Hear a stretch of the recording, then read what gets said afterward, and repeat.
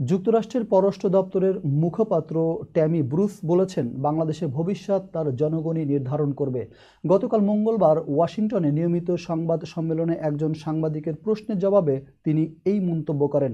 মার্কিন সরকারের স্টেট ডিপার্টমেন্টের ওয়েবসাইট থেকে এ তথ্য জানা গেছে। সংবাদ সম্মেলনে ওই সাংবাদিক বাংলাদেশে ডক্টর ইউনূসের নেতৃত্বাধীন সরকারের সময়ে প্রতিবাদ, বিক্ষোভ, ইসলামী চরমপন্থার আশঙ্কাজনক উত্থান, প্রকাশ্যে ওসামা বিন লাদেনের ছবি প্রদর্শন, ন্যাৎসি প্রতীক ব্যবহারের মতো বিষয় এবং মার্কিন ব্র্যান্ড কোকাকোলা ও কেএফসির বিরুদ্ধে ইহুদি বিরোধী প্রচারণা নিয়ে প্রশ্ন করেন। জবাবে পররাষ্ট্র দপ্তরের মুখপাত্র ট্যামি ব্রুস বলেন, আমি আপনার উদ্বেগের প্রশংসা করি।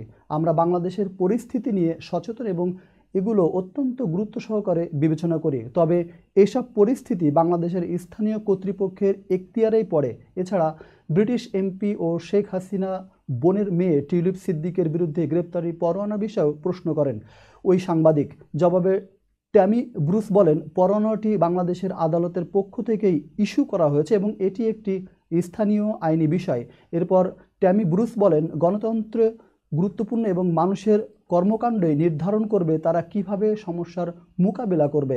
গত 2 দশকে আমরা দেখেছি ভুল সিদ্ধান্ত কিভাবে জনগণের জীবনকে প্রভাবিত করতে পারে। তাই বাংলাদেশের জন্য ভবিষ্যৎ পথ নির্ধারণের দায়িত্ব দেশটির জনগণেরই হাতে।